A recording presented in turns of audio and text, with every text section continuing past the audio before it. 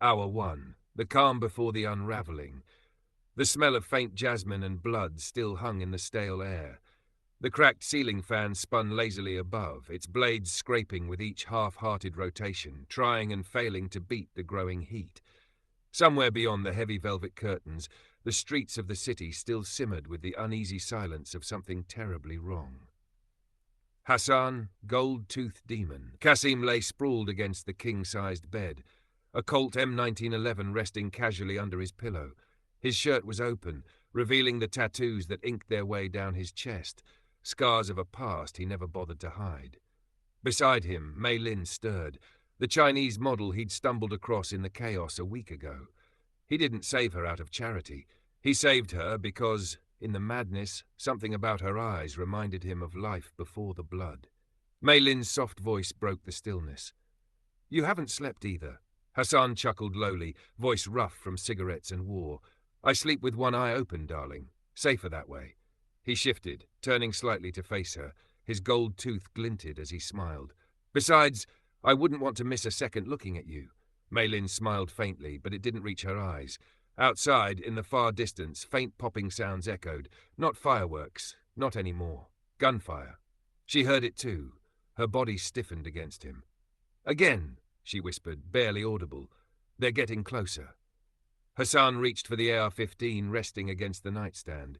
His fingers moved with practiced ease, checking the magazine, racking it back with a soft click-clack. The sound was far more comforting to him than the trembling sigh from Mei Lin. "Don't worry," Hassan said, voice even. "They're still dumb." He leaned over, brushing a stray lock of hair from her face. "And I've got enough bullets for every dead man in this god-forsaken city." A knock came, soft but deliberate, at the reinforced door. Immediately, Hassan was on his feet, moving with the precise, predatory grace of a soldier who survived too many betrayals. His henchman wouldn't knock like that unless something was wrong. He pulled on a tactical vest, slipped the M1911 into a side holster, machete strapped against his back.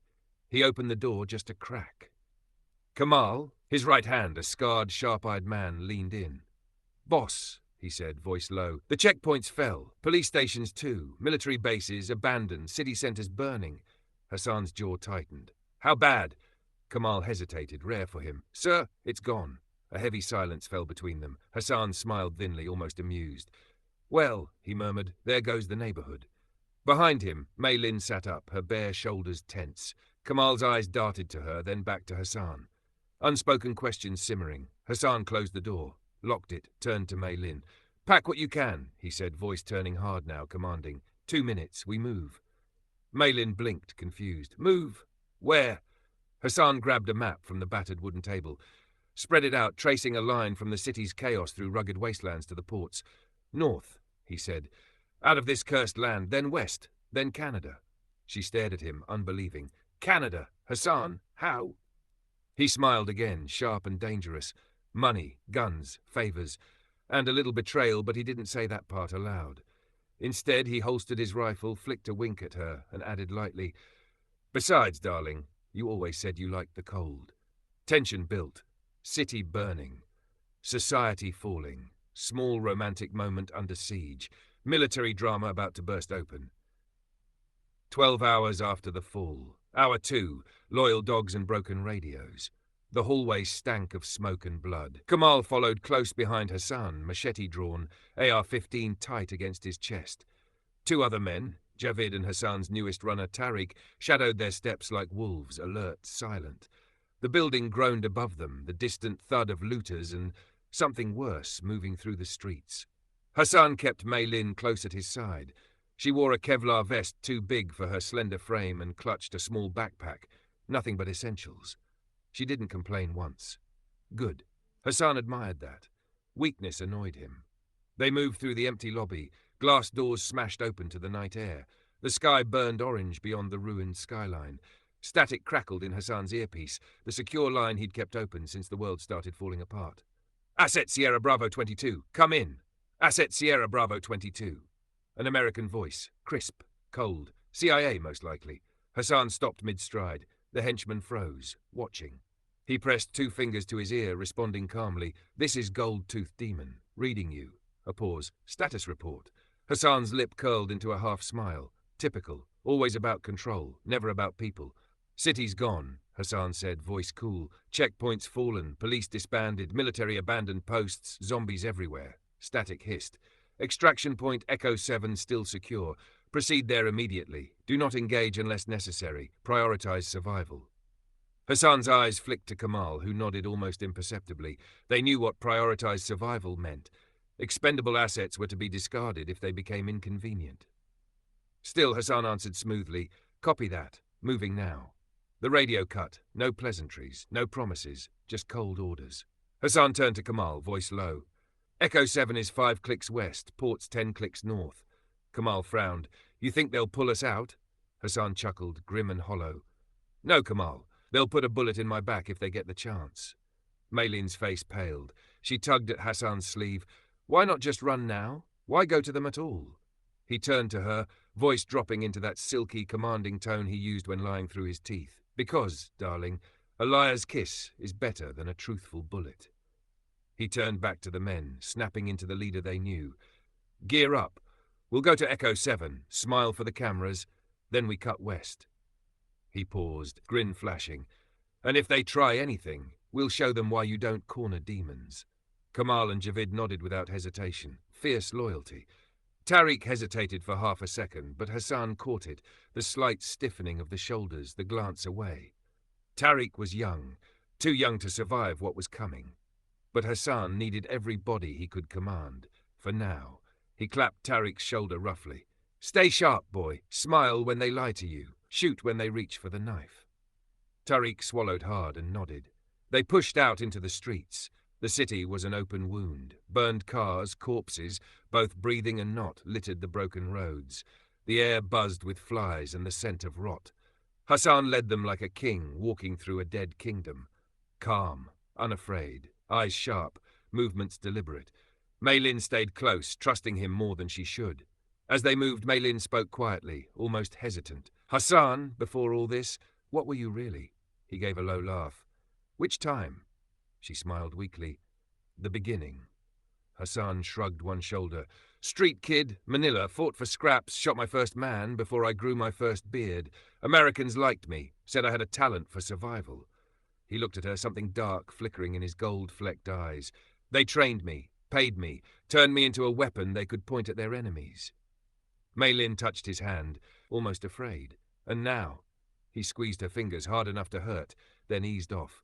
"Now, I point myself." A low, rumbling groan echoed from a side alley. The first shambling figures emerged, silhouettes of once humans dragging their ruined bodies toward the living. Javid raised his weapon. "Orders, boss." Hassan didn't even slow. "Save the bullets. Walk faster." 12 hours after the fall. Hour 3. Dogs turn on their master. The streets narrowed into a bottle-necked alley. The moon hung low, a sickle slicing through the smoke-choked sky. Hassan moved at the front, rifle low, eyes colder than death. Maylin clutched his arm now, every instinct screaming this was wrong, but she trusted him. She wanted to trust him. Behind them, Kamal, Javid and Tariq flanked both sides, silent, calculating. Too silent. Javid whispered into the radio, a code Hassan didn't recognize. Kamal shifted his rifle, not covering their 6 anymore, aiming suspiciously close to Hassan's back. Tariq wiped his palms nervously. It hit Hassan all at once. They weren't following him anymore. They were herding him. Hassan slowed his steps, smile returning, the same smile he used before gutting men in Manila slums. "Javid." His voice was soft, almost friendly. "How much did they offer you?" Javid hesitated. Kamal spoke instead, tone grim. "Safe passage. Out by sea. Enough dollars to live like kings." Maylin gasped softly. Hassan laughed. Actually laughed. Deep, vicious. "I hope they paid you before the job, brother." He turned slowly to face them, eyes gleaming. "Because you won't live long enough to collect." The standoff exploded in a second. Javid lifted his rifle. Hassan moved faster, almost inhumanly fast. In one fluid motion, he grabbed Maylin and shoved her behind a burned-out car. The AR-15 barked once. Javid's chest bloomed red. The second shot took out Tariq's knee, the boy screaming and dropping his rifle. Kamal roared and charged. Steel flashed. Hassan dropped the rifle, drew his machete mid-spin, and buried the blade into Kamal's gut. Kamal staggered, gasping, blood pouring from his mouth, still trying to fight, still trying to kill him. Hassan leaned in close, whispering into the dying man's ear, "You should have aimed for the heart." He ripped the machete free, letting Kamal collapse into the dirt. Silence. Only the wet gurgling of dying men. Tariq whimpered, crawling for his rifle. Hassan walked over, boots crunching broken glass, and kicked the weapon away. The boy looked up, eyes pleading, blood gushing from his shattered knee. "Please." Tariq sobbed. "Boss, I didn't want to. They forced me." Hassan knelt, almost gentle. "I know, Tariq," he said softly. "That's why I'm giving you a choice." He held up a pistol. "One in the brain, quick and clean, or leave you here for them." He nodded toward the distant, shuffling moans. The dead were coming, always coming. Tariq sobbed harder, hands trembling. After a long, broken moment, he reached for the gun. Hassan placed it in his hand, closing the boy's fingers over it, patted his head like a dog. "Good soldier." He turned his back without watching. Gunshot, then silence. Hassan walked back to Mei Lin, who was crouched behind the car, pale and shaking. She stared at him, at the blood on his face, the blood on his hands. "You killed them," she whispered. He wiped his blade clean on Kamal's shirt, utterly calm. "They made their choice." "But," she choked out, "they were your men. They were loyal to survival," Hassan said coldly. "Not to me." He grabbed her hand, firm, unrelenting, and pulled her to her feet. "Now you know, Mei Lin," he said, voice like iron. "Trust no one but me, or you'll die screaming like them." She nodded, tears in her eyes, but she didn't let go of his hand. They vanished into the burning city once more. Behind them, the broken bodies of former brothers cooled in the dust. A small pack of zombies found them soon after, tearing, ripping, feeding. 12 hours after the fall. Hour 4. The chessboard is set. Smoke curled from ruined apartments. Somewhere distant, gunfire rattled, short, controlled bursts. The city was cracking, but not broken yet, and Hassan Qasim moved through it like a shark through bloodied water. "Boss," Mei Lin whispered as they ducked behind a bullet-scarred SUV. Her voice was fragile, like if he raised it wrong, she might shatter. "What do we do now?" He brushed a lock of soot-streaked hair from her forehead. His hand lingered a little too long. He didn't answer right away, not because he didn't know, because he was already planning 3 moves ahead. Lie, manipulate, kill, use whoever you must, protect her at all costs. The 2 voices warred in his skull, the old him and the new him. Through the broken glass he spotted a checkpoint up the street. Military trucks, sandbags, Filipino and American flags still fluttering weakly in the chaos. Official soldiers. Or at least, they used to be. Now they were scavengers. Mercenaries in uniform. He watched 2 civilians try to approach, desperate for help. Watched them get dragged behind the barricades. Heavily muffled screams. Blood pooling under the sandbags minutes later. Hassan's jaw tightened. "Animals," he muttered under his breath. But animals can be baited. He needed fuel, weapons, a way out of the city, and those scumbags had trucks and radio access. Hassan grinned thinly.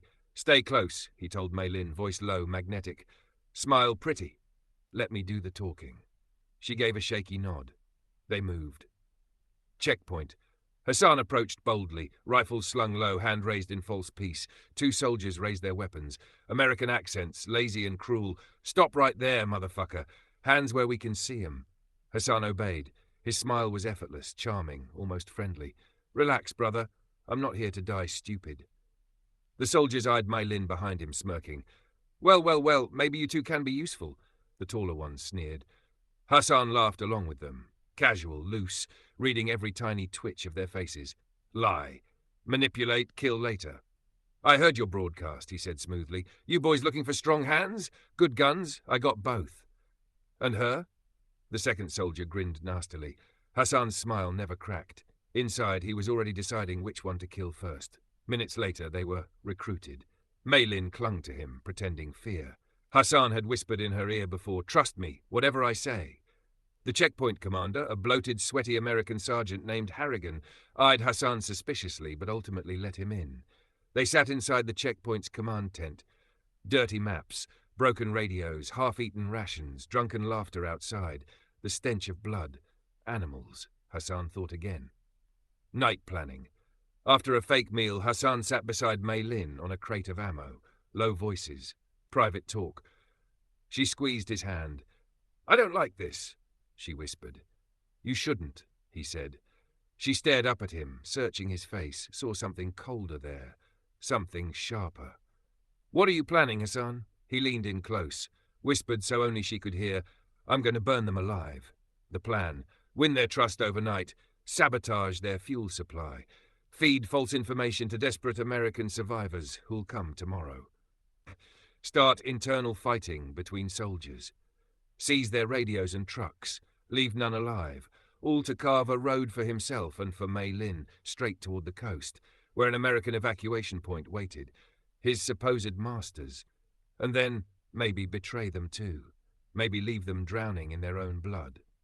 Later that night, Hassan pulled Harrigan aside, alone under the ruined streetlights, pulled out 2 cans of stolen whiskey, laughed with him, told war stories, half true, half lies, earned his trust with stories of CIA black missions that never existed, planted the seed of paranoia in Harrigan's mind. Your own men, Harrigan, they're going to mutiny, you know it. You feel it, unless you take control, first. Harrigan drank too much, listened too well. By morning he would start killing his own officers, and Hassan would walk away from the flames. Another 12 hours after the fall, Hour 5, the rise of the gold-toothed demon. The checkpoint reeked of smoke and fresh blood.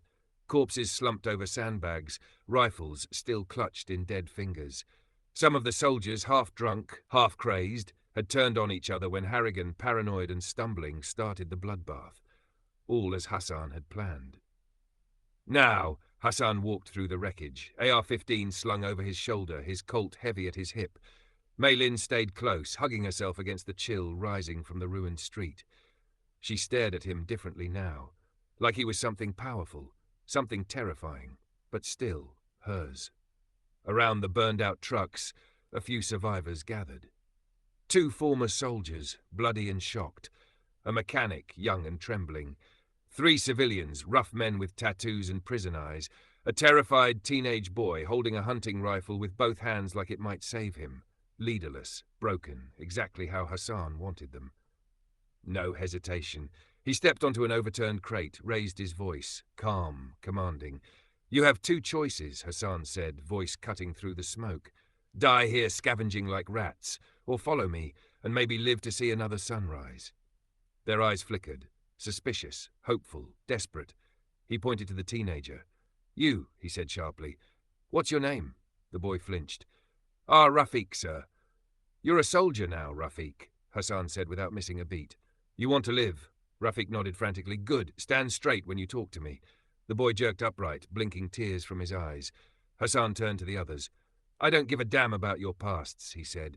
"Criminal, coward, soldier, farmer, doesn't matter. From now on, you're mine. You follow orders, you live. You disobey me, you die. Simple. Brutal." They understood that. One by one, they nodded. Some out of fear, some out of hunger for survival, some because something darker stirred inside them, a hunger for power. Later. Inside the ransacked checkpoint office, Hassan marked the maps with broken pencils, planning their escape route, a path toward the coast where rumors said an American evacuation site still held. The group huddled around him. Mei Lin leaned on the table, half watching the others, half watching Hassan, the way he moved, the way he talked. Every word was a net cast wide. Every glance was a hook buried deep. He was building something. A new army. Small, dirty, loyal. Private conversation. When the others drifted off to eat and patch wounds, Mei Lin stayed. "You scare them," she said softly. "I'm supposed to," Hassan replied without looking up. "And me?" she asked. He paused, met her gaze. There was a long silence. "Then you're the only one I care about." Simple, honest. It scared her more than any lie. Hours later, Rafiq sat cleaning his hunting rifle with clumsy hands. The 2 ex-soldiers argued quietly about leadership. The mechanic fixed the broken radio with shaking fingers, and Hassan watched them all, measured them, weighed them. Who could be trusted? Who would betray first? Who could be used, sacrificed, elevated? The chessboard was bigger now, and he was winning. 12 hours after the fall, Hour 6, lambs to the slaughter. The new followers looked at Hassan with that special kind of fear, a mix of loyalty and terror, the kind that makes men do anything, march into gunfire, betray friends, die for a man they barely knew. But Hassan didn't care for them. They were pieces, tools. Only Mei Lin mattered. The others were already dead in his mind. They just hadn't realized it yet. Dawn burned sickly red over the ruined city as Hassan led them through the shattered marketplace. Feral dogs gnawed on corpses. Fires crackled inside burned-out cars. The air stank of rot and old gunpowder. Hassan walked like a king through it, unbothered, calculating. Dialogue. The mechanic jogged up, nervous. "Sir, we spotted movement ahead. Might be armed." Hassan didn't break stride. "How many?" "Hard to say. 6, 7. Look organized. Maybe ex-cops." The group stiffened. Ex-cops meant guns, discipline, danger. Hassan smirked slightly. Perfect. He called the group close, laid it out simple. "We hit them fast. Take what we need. If you freeze, you're dead. If you run, I'll kill you myself." His voice was calm, dead calm. The kind that made even the wild-eyed convicts swallow and nod. Private moment. As the others prepared nervously, Mei Lin pulled Hassan aside. "You're putting them at risk," she whispered. He touched her face gently. The rare softness in his hands made her flinch. "They're not important," he murmured. "You are." She shivered under his gaze, the terrifying sincerity in it. He would burn the world for her. The ambush. They struck fast. Rafik was the first to die. Chest opened by a shotgun blast. The mechanic panicked, tripping over debris, and Hassan shot him in the back of the head without blinking. Clean. Cold.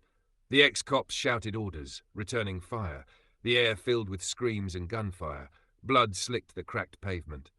Hassan moved like a demon, weaving between cover, barking commands. The prisoners charged recklessly. One ex-soldier took a bullet to the throat. The other hesitated, and Hassan shoved him forward into the gunfire without a second thought. A distraction, a sacrifice. Aftermath. 6 minutes later it was over. The ex-cops were dead, or worse, dying, bleeding out slow.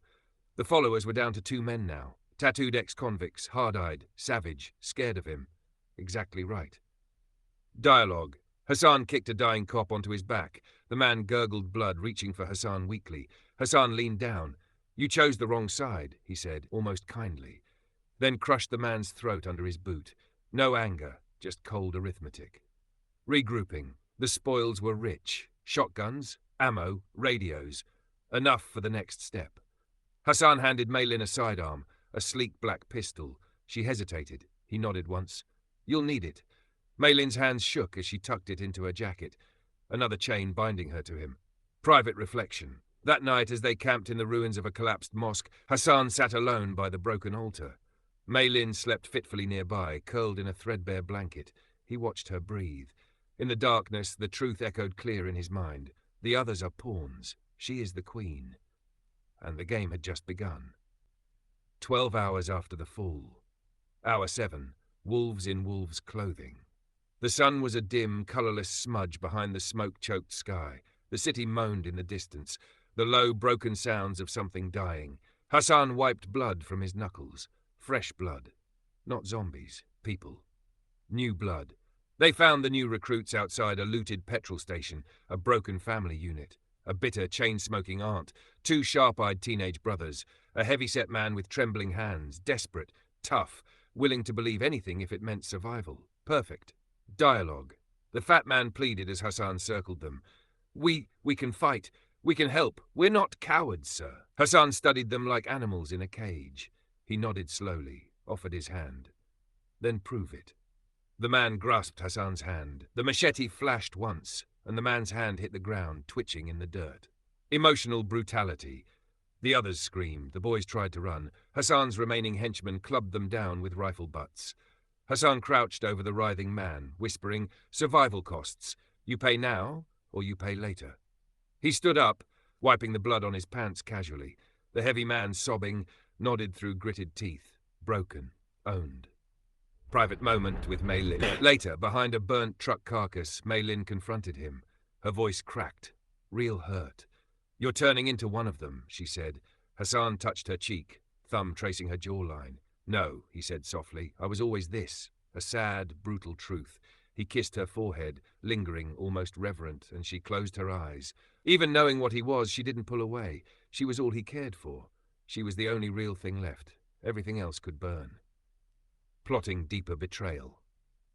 That night, Hassan gathered the survivors by a dying fire. He told stories of safe zones that didn't exist, of American convoys that would never come.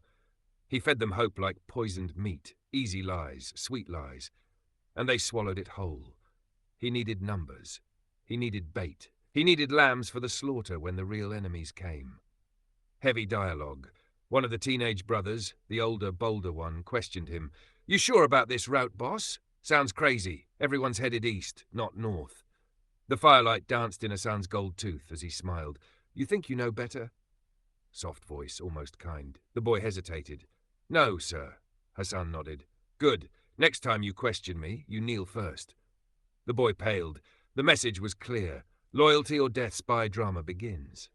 Later, using a stolen radio, Hassan made contact with a distant American patrol. Speaking perfect English, he posed as a desperate survivor trapped behind enemy lines.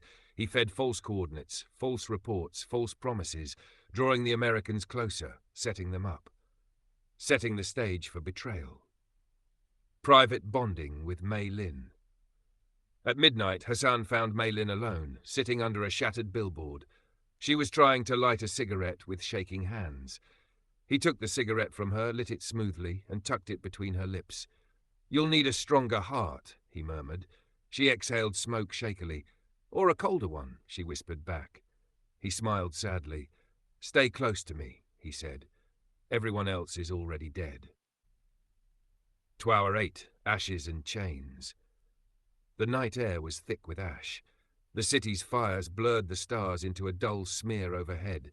Somewhere out there, America's patrols were moving, straight into Hassan's trap. Private world, Hassan and Mei Lin.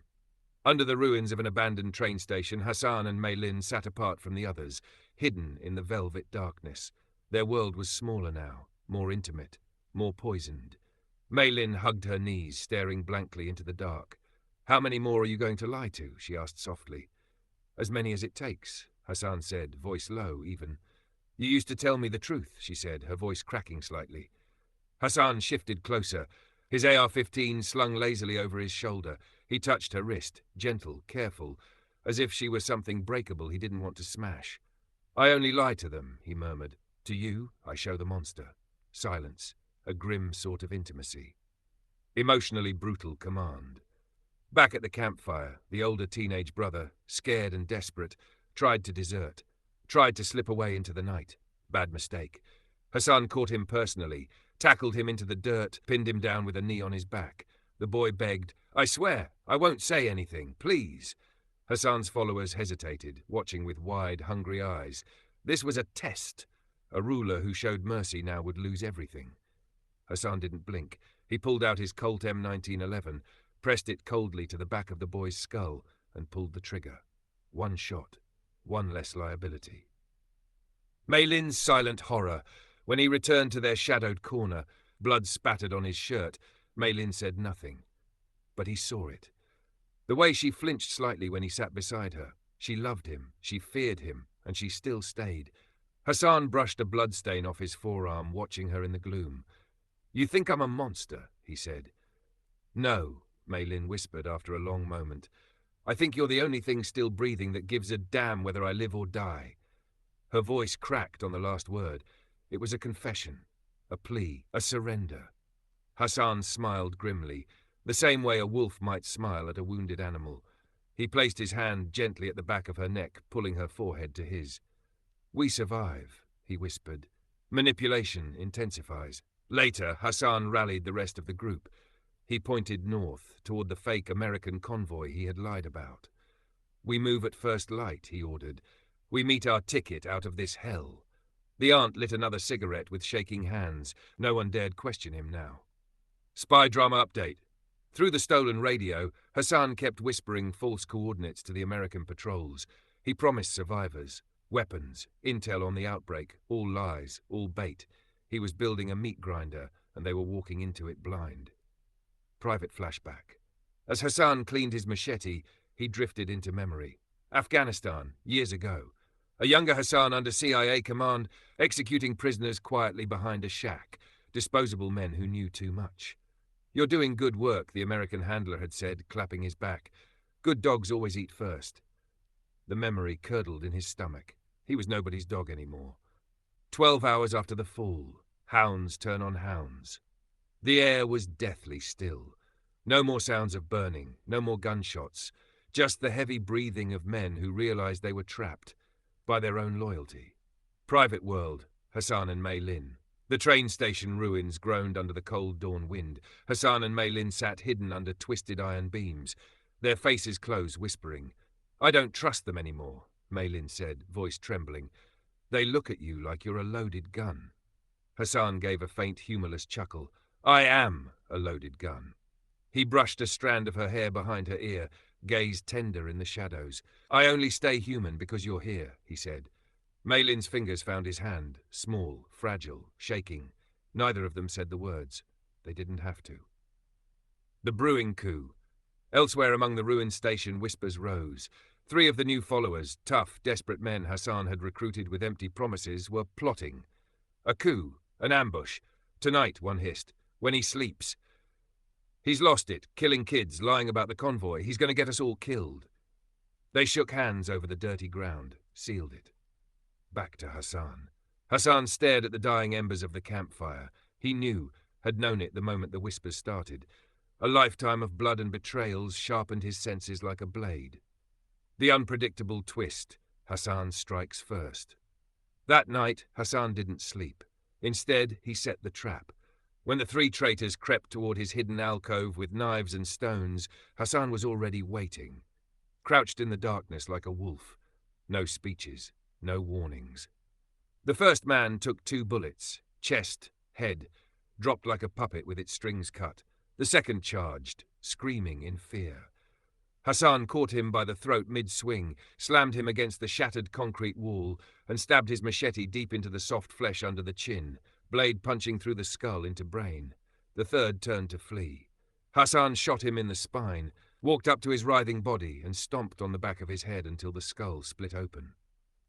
Mei Lin watches. Mei Lin stood frozen at the edge of the shadows. Her hands clutched at her chest, trembling, pale, but her eyes stayed locked on Hassan. She was terrified, and yet she didn't run. Instead, she stepped closer, shaking, breathing hard, and wrapped her arms around his blood-smeared waist, pressed her forehead to his chest. "I don't care," she whispered brokenly. "I don't care what you do. Just don't leave me."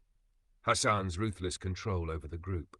By sunrise, Hassan had dragged the 3 corpses into the center of the camp, made everyone watch as he dumped gasoline over the bodies, lit the match, spoke in a voice cold as steel. "Anyone else?" he asked, letting the flames paint his face hellish orange. No one answered. Fear burned brighter than the fire. The group shrank tighter under his command, loyal not out of love, but terror. Exactly how Hassan wanted it. Spy drama update. On the stolen radio, American patrols still begged for coordinates. Still believing Hassan was a desperate, grateful survivor, they were walking straight into his trap, and when they did, he would take everything he needed to get Mei Lin out of this rotting country, no matter how many bodies it cost. Here's Hour 10. Near 12 hours after the fall. Hour 10. Broken dogs. Before dawn. The flames from the betrayal execution were still smouldering black smoke into the sky. The desert wind carried the stench of roasted flesh across the broken station. Everyone in the camp sat wide-eyed and silent, their souls cracked. Mei Lin stayed glued to Hassan's side, pale but unshakable. He ran a thumb along the scar on her wrist, a quiet, private gesture. "I'll get you out," Hassan whispered. "I'll burn this world down before I lose you." The setup. In the grey light of morning, Hassan summoned his surviving followers. His voice was calm, charismatic, deadly beneath the surface. "We're moving to the checkpoint," he said, drawing in the dirt with a stick. "Americans are coming." The men nodded, hollow-eyed, but some hands trembled on their rifles. Their minds were breaking, the blood, the fear, the guilt. And Hassan, smiling coldly, encouraged it. Weaker minds were easier to bend. Emotional breakdowns among henchmen. By mid-morning, one of the younger recruits, skinny, barely older than a boy, started sobbing under the pressure. I can't kill soldiers, man. They helped us before." He dropped his gun. Everyone froze. Hassan walked up to him, slow, relaxed, crouched in front of him. "You're right," Hassan said, smiling. "You're not a killer." For a moment the boy's face lit up, hope flickering, and then Hassan calmly pulled his M1911 and shot him through the forehead. Crack! Blood misted the sand. The rest of the men snapped back into formation without a word. The plan for ambush. Hassan laid it out clean. Let the Americans think they're rescuing civilians. Lead them into the crumbled station. Trap them in the narrow tunnels. Kill them. Take their weapons. Steal their transport. He made it sound inevitable, like gravity. Even the strongest of his new followers, once loud and rowdy, stared at him with the hollow obedience of broken beasts. Private world. Hassan and Mei Lin. Later, tucked away in a wrecked subway car, Hassan cleaned the blood from Mei Lin's shoes with his own shirt. Kneeling, silent, Mei Lin touched his cheek, whispering, "You're doing this for me." He looked up, meeting her eyes, wild, furious, and heartbreakingly human. "Everything," he said, "for you, Mei Lin. Always for you." For a fleeting second, guilt flickered in Mei Lin's beautiful eyes, but it was buried under the overwhelming need to survive, and to stay beside the only man who seemed invincible in a world falling apart. Meanwhile, radio contact increases. The Americans were getting closer. "We have supplies. Safe passage. Coordinates needed ASAP," came a gruff voice through the stolen radio. Hassan smiled, a shark waiting for blood. At 12 hours after the fall, hour 11, the trap is set 600 hours. Desert outskirts. The air was cool, but tense enough to shatter glass. Hassan Gold-Toothed Demon Qasim stood atop the crumbling tower of the ruined station, binoculars pressed to his face, watching the horizon. There, 2 Humvees kicking up dust trails. American soldiers, full gear. Confident, oblivious. Perfect. Behind him, his new followers, broken, brutalized, and loyal through fear, waited in ambush positions. Hassan lowered the binoculars and spoke low into the radio, voice like velvet wrapped around a razor blade. Coordinates updated. Civilians secured. Approach with caution. He tossed the radio aside. "Time to bleed them," he murmured. Meanwhile, with Mei Lin, inside a gutted subway car, Mei Lin sat beside Hassan's lieutenant, a scarred man named Farouk. He was sharpening a combat knife, eyeing Mei Lin from time to time. "You trust him too much," Farouk muttered. "He'll trade you when he needs to." Mei Lin said nothing, but inside, the first crack of doubt slipped through her. Still, she pressed Hassan's small silver pendant against her heart, a crude gift he had once stolen for her. A token she refused to let go. He wouldn't betray me. Not me, right? The ambush begins. The Humvees rolled into the station courtyard. 5 soldiers stepped out, cautious but confident, rifles ready. Hassan's men stayed hidden. Tensions snapped like a stretched wire. The American sergeant called out, "We're here to evac civilians. Drop your weapons. We'll get you to safety." Silence. The soldiers moved forward, and then Hassan fired the first shot. The sergeant dropped, throat punched open by a clean AR-15 shot. Chaos erupted, gunfire from hidden corners, shrapnel flying. 2 Humvees disabled by planted IEDs. Screams echoed through the ruins. Hassan moves ruthlessly. He moved through the firefight like a phantom, executing wounded soldiers without hesitation, barking cold commands to his men, no mercy, no prisoners. Taking headshots with mechanical precision. Blood painted the broken walls. The desert sand turned muddy with gore. One American soldier, a young woman, dropped her weapon and screamed for mercy. Hassan approached, calm, smiling. "You should have stayed home," he said, and shot her between the eyes. Farouk's betrayal. In the chaos, Farouk, Hassan's own lieutenant, tried to turn. He shoved Mei Lin roughly toward an escaping Humvee, grabbing the wheel. "She's leverage, Qasim. We can leave this mess. Screw your plans." For a heartbeat, Hassan froze. Something deep and violent cracked inside him. Then, still calm, he lifted the Colt M1911. 2 shots, one hit Farouk's chest, one through the throat. He collapsed, gurgling on blood, reaching toward Mei Lin. Hassan approached slowly, ignoring the firefight behind him. He knelt beside the dying traitor. "You touched what's mine," Hassan said, voice empty. "No one touches her." He put a final bullet through Farouk's head. Aftermath of the bloodbath. The station courtyard was a butcher's yard. American bodies twisted in the sand. His own followers wounded, shaken but victorious. Smoke curled into the grey sky. Mei Lin, blood-smeared and trembling, watched Hassan and knew there was no turning back anymore. This man would burn the world for her, or because of her. And somehow, despite everything, Mei Lin leaned into his shoulder, needing his terrible, monstrous certainty to survive. 12 hours after the fall, hour 12, the devil moves. 700 hours, ruined station, desert outskirts. The courtyard reeked of blood, oil, and cordite. Hassan, gold-toothed Demon Qasim, stood in the center of the carnage, surveying the broken bodies of dead Americans and fallen traitors. Around him, the surviving henchmen, no more than 20 battered souls, awaited his next move. Mei Lin clung to his side, silent, hollow-eyed, wearing a blood-stained jacket several sizes too big. She didn't ask what came next. She didn't have to. Hassan was already moving. Hassan's command. He raised his voice, sharp and commanding, the voice of a man who bent cities to his will. Strip the bodies, weapons, radios, batteries, food, armor, everything. No names, no memories, only mission.